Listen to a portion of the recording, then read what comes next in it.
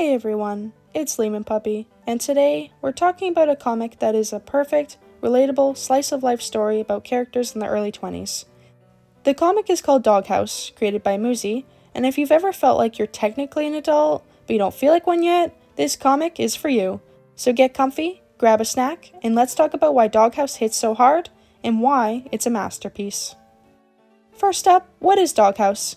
Muzi started this comic around 2023, so it's still relatively new, with 249 comics on Webtoon as I'm making this video. The art style is inspired by old newspaper comic strips, which have a lot of charm, and occasionally, there's comics in color, and those are always so much fun. I remember when I saw the first colored one, I was like, oh, so that's what colors these characters are, because before that, I had no idea. The art style has a nostalgic feeling to it, but it also feels modern too.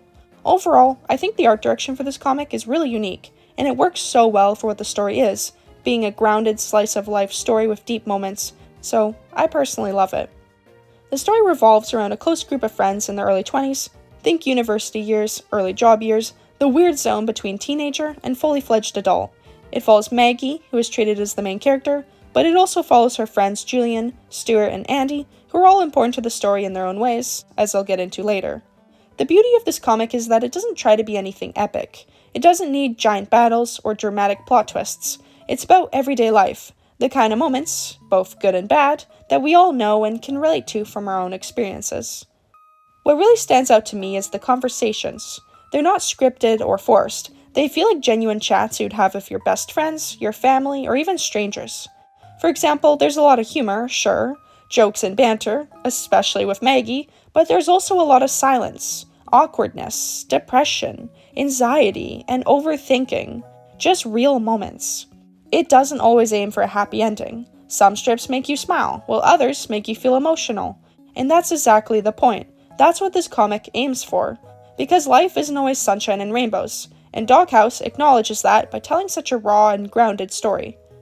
There's also a big focus on these characters' coping mechanisms, whether it's drinking, getting high, playing video games, sleeping too much, hanging with friends, or avoiding a phone call you know you should make.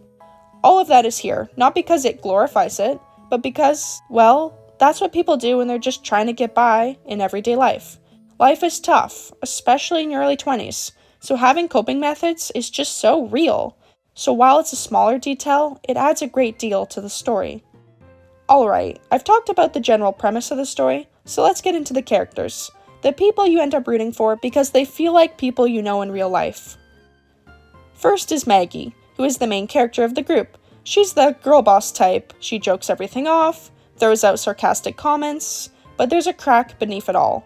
She's at a point in her life where she realizes she's not a kid anymore, and she hates that fact. There are so many comics about her talking about how she's not ready to grow up, or that she's still a kid, and I think most people in the early 20s could relate to Maggie. Like, it's a big transition. You're essentially adulting, and that's scary for a lot of people. I myself relate to Maggie, as I'm currently 21, which is peak early 20s age. I do not have everything figured out, and knowing that I'm getting older and growing up is terrifying, but it's something that's inevitable, that I have to do, even if it's a struggle, and that's exactly the kind of journey Maggie is going through in Doghouse. Anyways, Maggie's mom puts a lot of pressure on her to figure out what major to study and that she needs to amount to something. Although Maggie doesn't know what she wants to study yet, and she doesn't have everything figured out, and she's scared to grow up and become an adult. This eventually makes Maggie's mom kick her out of the house. It's definitely one of the sadder moments in the comic. A lot of people's parents are unfortunately like this, so it hits home. And when Maggie comes back home, her mom doesn't apologize. It's not a happy ending, because again, life isn't always sunshine and rainbows. And I love how real this scene feels. But I haven't gone into an integral part of Maggie's character. Right from the get-go, we learn that Maggie is lesbian. I mean, I honestly could tell right when I saw the character's design, if I'm being honest. It's a peak design, by the way. But anyways, we learn that Maggie isn't only a lesbian, but that she's demisexual too. Essentially, when Maggie is at a party with her friends, she's given the opportunity to kiss a cute girl that she meets. Just as they're about to kiss, Maggie pushes the girl away. She explains that she needs to have a close connection to a person to be able to kiss them. After some talking, it ends in the girl leaving Maggie. And I feel so bad for Maggie here. Because, side note, I relate to Maggie's situation, and I'm happy that demisexuals are able to have some representation in this comic.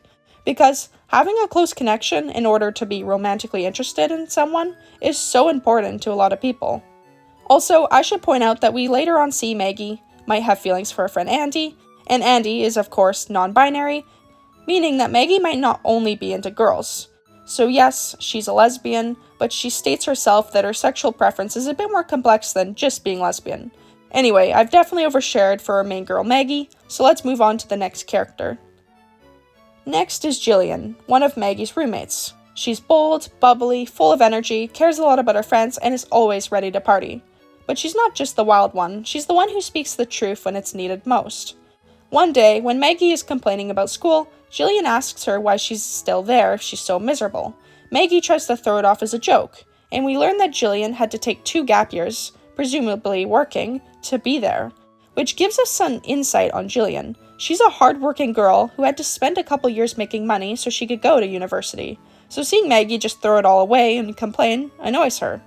Jillian tells Maggie the hard truth of just that, and nobody is really right in this situation. They both say things to each other that are unfair, and that's just life. People, even good friends, fight from time to time. What I found interesting is that, in the comment section for this comic, people admitted to being on both sides of this conversation at different times in their lives. It's just a real moment between 2 friends disagreeing, and we get to see them make up later on and apologize to each other. And I don't have much else to say about Jillian, as we haven't gone too many deep moments about her character yet, although there is this one comic about her and her boyfriend Richie that I find funny. I imagine this is what it's like for couples that are both, or have one person who is bisexual. Next is Stuart. He's also one of Maggie's roommates. He's quiet, reserved, thoughtful, analytical, and enjoys being on his computer and likes to play video games. He's the type of character who watches or listens more than he talks, which he actually states in one comic after getting beaten up by his ex-roommate at a party. He tells Maggie he doesn't know how to not be an observer, as he's always done that since he was a kid. And even though he wants to make meaningful connections, he's not sure how. Of course, after this party, he ends up becoming roommates with Maggie and Jillian, and does become good friends with the both of them. He's still very reserved and socially awkward, but at least he has some close friends to call his own. Also, there are hints and speculation around his identity and sexuality, but nothing is confirmed.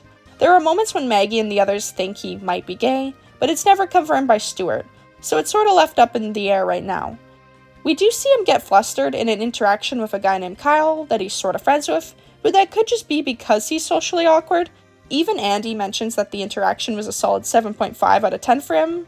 So yeah, I have no idea. I think he could be gay, but we don't know for sure. Either way, I love Stuart. He's definitely one of my favorite characters alongside Andy, which we'll get into next. Andy is a close friend to Maggie, Stuart, and Jillian. They're kind, sensitive, shy, and can easily get anxious about things. I'd say they're the emotional heart of the group, and that their sensitivity is a strength, even if they don't believe it's one. They overthink almost everything, to the point it keeps them up at night with their mind buzzing, or they overthink something that's supposed to be a good thing. We see this happen when Andy gets the chance to go on a trip to Indonesia to study plants. At first, they're super excited about the opportunity, but not too long after, their mind starts overthinking the whole thing. What used to be exciting becomes something they fear and feel anxiety about. And it's this one line that I relate to so much. This was supposed to be a good thing. Why do I suddenly feel so incredibly bad about a good thing? It's insane how overthinking and worrying can make a good thing become a bad thing. This has personally happened to me a lot, and it really sucks, because you'll feel bad no matter what you do. You'll feel anxious if you go through with it, and you'll feel awful regret if you don't. Just like we see Andy experience. When they tell the professor they can't go on the trip, they feel deep dread afterwards. Also, it's shown that Andy has a lot of intrusive thoughts, as we see a few different comics solely focusing on that. They clearly struggle a lot with anxiety, excessive worrying, and bad thoughts. I don't know about you guys, but I personally find myself relating to Andy the most in these comics. Oh, and I guess I didn't touch upon this yet, but Andy is non-binary, which means they go by they/them pronouns. This doesn't play a crucial role in their story, other than the worry of how others might perceive them. We see Andy worried after getting close with Maggie, because Maggie is lesbian, so she likes girls. But as I mentioned in Maggie's character summary, Maggie isn't strictly into girls, reassuring Andy that Maggie doesn't see them as a female. Now that I've gone over the characters, the big question is, why does Doghouse resonate with so many people? Because Doghouse is about that weird, difficult stage of your life when you're becoming an adult. That moment when you've grown in some ways, but you're still figuring out other things. You have adult responsibilities now, but you also have the same fears you had when you were 18. It's about friendship and community, and how they act like your safety net, but sometimes they're also your problem too. It's about family expectations, society's definitions of success, and your own internal monologue that says, "Am I doing enough?" Also, the coping. In many comics, you might gloss over the messy bits or make them funny. Here, they're given weight. It's okay for the characters to fail. It's okay for them to simply just be. And that's so refreshing, because when you read it, you don't just read, you feel things. You go, oh yeah, I've been there. Ultimately, Doghouse doesn't promise a happy ending. It can, some of the time, but a lot of the time it's true to real life, even if that's sad.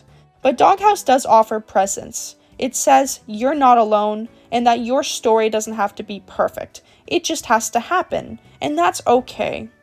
So if you're in your early 20s, or you remember what it was like, or you're navigating life, friendships, identity, and awkwardness, give Doghouse a shot.